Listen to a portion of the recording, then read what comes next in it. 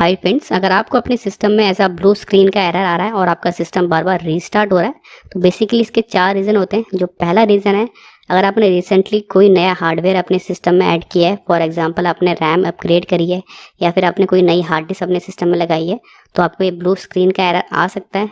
जो दूसरा रीज़न है, अगर आपके विंडोज़ की फाइल करप्ट हो गई है तो भी आपको ये ब्लू स्क्रीन का एरर आ सकता है।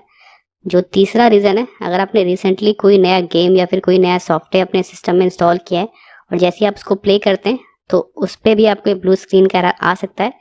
उस केस में आपका जो गेम है या फिर जो आपने सॉफ्टवेयर इंस्टॉल किया है वो करप्टेड है, इसकी वजह से आपको ब्लू स्क्रीन का एरर आता है। जो फोर्थ रीज़न है, अगर आपके सीपीयू या फिर रैम की जो यूटिलाइजेशन है वो 100% को क्रॉस करेगी तो भी आपको ये ब्लू स्क्रीन का एरर आ सकता है। तो बेसिकली ये 4 रीज़न होते हैं जिसकी वजह से ये ब्लू स्क्रीन का एरर आता है। तो हम इसको सॉल्व करते हैं। इसको सॉल्व करने के लिए सबसे पहले आपको अपने सिस्टम को एडवांस ऑप्शन मोड में ओपन करना पड़ता है। तो पहले मैं आपको वो दिखाता हूँ कि कैसे आप अपने सिस्टम को एडवांस ऑप्शन मोड में ओपन कर सकते हैं। अपने सिस्टम को एडवांस ऑप्शन मोड में ओपन करने के लिए सबसे पहले आपको अपने सिस्टम को शट डाउन कर देना है। ठीक है, शट डाउन करने के बाद उसको यहाँ से ऑन करना है।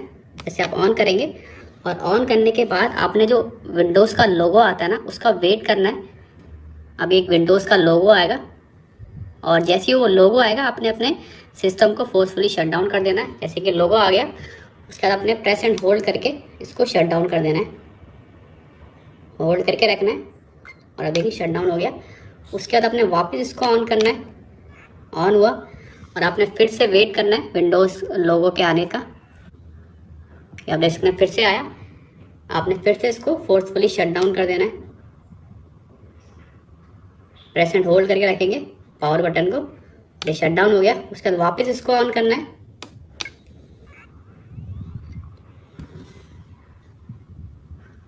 वेट करना है आपने और वापस आपने इसको फोर्सफुली शट डाउन कर देना है।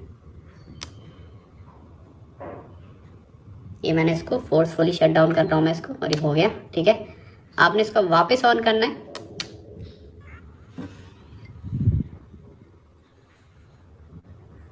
और आप देख सकते हैं प्रिपेयरिंग फॉर ऑटोमेटिक रिपेयर। तो ये मोड हमें ओपन करना था। ठीक है, एडवांस ऑप्शन वाला मोड। तो ये जो प्रोसेस है ये हर लैपटॉप के लिए, हर सिस्टम के लिए सेम तरीके से काम करता है। ठीक है, चाहे वो कोई सी भी कंपनी का लैपटॉप हो। तो ये जो मेथड है ये फोर्सफुल मेथड है। इसके बाद मैं आपको नॉर्मल वाला मेथड है वो भी बताऊंगा। अभी एक बार हम ऑन होने देते हैं और आप देख सकते हैं यहाँ पे आपको मिल गया एडवांस ऑप्शन का। ठीक है, आपने सिंपली इस पर क्लिक कर देना है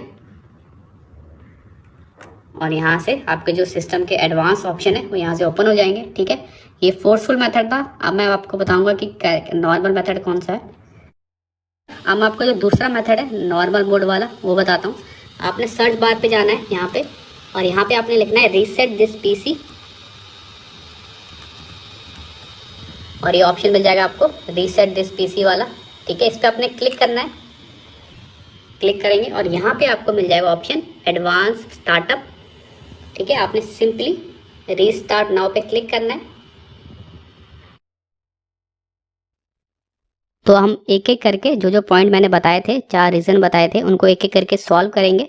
तो जो पहला रीज़न था, अगर आपको किसी हार्डवेयर को ऐड करने की वजह से इशू आ रहा है तो उस केस में आप क्या कर सकते हैं।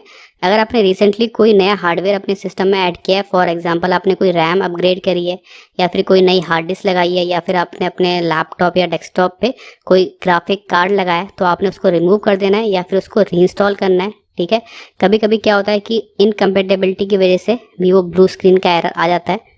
अब हम चलते हैं हमारे नेक्स्ट सॉल्यूशन की तरफ। अगर आपको ये इशू आपके विंडोज़ फाइल करप्ट होने की वजह से आ रहा है तो हम उसको फिक्स करेंगे। तो उसके लिए आपने एडवांस ऑप्शन मोड ओपन करना है। उसके बाद आपने ट्रबल शूट पे जाना है। उसके बाद आपने एडवांस ऑप्शन पे क्लिक करना है और उसके बाद आपने कमांड प्रॉम्प्ट के अंदर क्लिक करना है। यहाँ पे आपको एक कमांड टाइप करनी है और वो कमांड है sfc/scan now। इस कमांड से क्या होगा, अगर आपके विंडोज़ की कोई फाइल करप्ट हुई होगी तो ये कमांड उसको फिक्स कर देगी। तो ये कमांड टाइप करके आपने एंटर प्रेस कर देना है और इस कमांड को कंप्लीट होने में कम से कम 5 से 7 मिनट का टाइम लग जाता है। पूरा प्रोसेस कंप्लीट होने के बाद आपने एक और कमांड टाइप करनी है और वो कमांड है chkdsk/f/r/c:, ये कमांड टाइप करके आप एंटर प्रेस करेंगे और इस कमांड से क्या होगा, अगर आपके हार्ड डिस्क में कोई बग होगा तो ये कमांड उसको सॉल्व कर देगी। तो एंटर प्रेस करेंगे और ये जो प्रोसेस है इसमें पूरा कंप्लीट होने में आपका 10 से 15 मिनट का टाइम लग सकता है, क्योंकि ये जो प्रोसेस है ये 5 स्टेजेस में रन करता है और ये आपकी पूरी हार्ड डिस्क को क्लीन कर देता है। पूरा प्रोसेस कंप्लीट होने के बाद आपने एग्जिट कर देना है, तो सिंपली आपने यहाँ एग्जिट लिख देना है और एंटर प्रेस कर देना है। उसके बाद आपने कंटिन्यू पे क्लिक कर देना है और कंटिन्यू पे क्लिक करने के बाद आपका सिस्टम जो है एक बार रीस्टार्ट होगा और वो नॉर्मली ऑन हो जाएगा और जो आपका इशू है वो उससे सॉल्व हो जाएगा। अब हम चलते हैं हमारे थर्ड सॉल्यूशन की तरफ। अगर आपने रिसेंटली कोई नया हार्डवेयर या फिर कोई नया गेम अपने सिस्टम में ऐड किया है और उसके बाद से आपको कंटिन्यू इशू आ रहा है, तो इसको सॉल्व करेंगे। तो उसके लिए आपको अपने सिस्टम को सेफ मोड में ओपन करना पड़ेगा और सेफ मोड में ओपन करने के बाद हम उस सॉफ्टवेयर को अनइंस्टॉल कर देंगे। तो आपने एडवांस ऑप्शन मोड को ओपन करना है, उसके बाद आपने ट्रबल शूट पे क्लिक करना है, फिर उसके बाद एडवांस ऑप्शन पे क्लिक करना है और उसके बाद आपको यहाँ ऑप्शन मिल जाएगा स्टार्टअप सेटिंग्स, इस पर आप क्लिक कर देंगे। उसके बाद रीस्टार्ट पे क्लिक करेंगे, इस तरह का विंडो खुल के आएगा। उसके बाद आपने F5 जो फंक्शन की होती है उसको प्रेस करना है। F5 की को प्रेस करेंगे और जो आपका सिस्टम है वो सेफ मोड में बूट करने लग जाएगा। और एक बार हमारा सिस्टम सेफ मोड में ओपन हो जाएगा उसके बाद हम उस सॉफ्टवेयर या फिर उस गेम को अनइंस्टॉल कर देंगे, जिसकी वजह से आपको ब्लू स्क्रीन का एरर आ रहा है। और आप देख सकते हैं जो मेरा सिस्टम है वो सेफ मोड पे ओपन हो गया है, चारों कॉर्नर पे सेफ मोड लिखा हुआ है। उसके बाद आपने कंट्रोल पैनल को ओपन करना है। तो कंट्रोल पैनल ओपन करने के लिए आपने सिंपली विंडो की और आर को एक साथ प्रेस करना है, जिससे कि रन कमांड ओपन हो जाए। इस तरह रन कमांड ओपन होगा और यहाँ पे आपने लिखना है control space panel, control panel को ओपन करने के लिए, और ओके पे क्लिक कर देंगे। इस तरह का कंट्रोल पैनल ओपन हो जाएगा आपका। उसके बाद आपने क्लिक करना है प्रोग्राम एंड फीचर पे और यहाँ पे आपको सारे सॉफ्टवेयर दिख जाएंगे, आप उनको डेट वाइज भी अरेंज कर सकते हो यहाँ से। और अगर आपने रिसेंटली कोई नया गेम या फिर कोई नया सॉफ्टवेयर इंस्टॉल किया है जिसके बाद से आपको इशू आ रहा है, तो यहाँ से आप उसको इजीली अनइंस्टॉल कर सकते हो। आपने सिंपली उसके ऊपर राइट क्लिक करना है और यहाँ से आपको अनइंस्टॉल का ऑप्शन मिल जाएगा, ठीक है। या फिर आपने रिसेंटली कोई विंडोज़ का अपडेट है वो आपने मैनुअली इंस्टॉल कर लिया है, उसके बाद से आपको इशू आ रहा है, तो उस केस में आप क्या करेंगे, आपको लेफ्ट साइड पे ऊपर ऑप्शन मिल जाएगा व्यू इंस्टॉल अपडेट्स पे आप क्लिक करेंगे और यहाँ पे आपको सारे अपडेट्स दिख जाएंगे जो आपने मैनुअली इंस्टॉल किए हैं या फिर ऑटोमेटिकली इंस्टॉल हुए हैं, उनको भी आप डेट वाइज अरेंज कर सकते हो। और सिंपली अगर आपको लग रहा है कि आपने कोई नया अपडेट इंस्टॉल किया है मैनुअली, उसके बाद से आपको इशू आ रहा है, तो यहाँ से आप सिंपली इसको अनइंस्टॉल कर सकते हो और उसको रेक्टिफाई करने के लिए आप सिंपली इसको डेट वाइज भी अरेंज कर सकते हो। तो ये करने के बाद आपने इस विंडो को कट कर देना है और उसके बाद आपने सिंपली अपने सिस्टम को यहाँ से रीस्टार्ट कर देना है और जैसे आप रीस्टार्ट करेंगे तो आपका सिस्टम नॉर्मल मोड में ओपन हो जाएगा और जो आपका इशू है वो सॉल्व हो जाएगा। अब हम चलते हैं हमारे फाइनल सॉल्यूशन की तरफ। अगर आप अपने CPU और RAM को हाई यूटिलाइजेशन पे यूज़ कर रहे हैं तो उसकी वजह से आपको ब्लू स्क्रीन का एरर आएगा। तो उसके लिए मैं आपको कुछ ट्रबल शूटिंग स्टेप बताऊंगा। तो पहले हम अपने सिस्टम को नॉर्मली ओपन कर लेते हैं। एक बार सिस्टम को नॉर्मल मोड में ओपन करने के बाद अब आपने टास्क मैनेजर ओपन करना है। अगर आप विंडोज़ 10 यूज़ कर रहे हैं तो आपने सिंपली यहाँ पे टास्क बार पे राइट क्लिक करना है और यहाँ पे आपको टास्क मैनेजर ओपन करने का ऑप्शन मिल जाएगा। विंडोज़ 11 में अगर आपको टास्क मैनेजर ओपन करना है तो सिंपली आपने सर्च वाले आइकन पे क्लिक करना है और यहाँ पे आप लिख देंगे टास्क मैनेजर।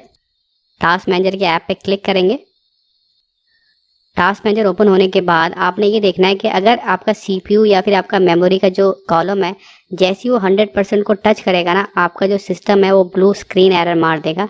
तो आपने इस चीज़ का ध्यान रखना है कि कोई भी हैवी गेम अपने सिस्टम में नहीं खेलनी।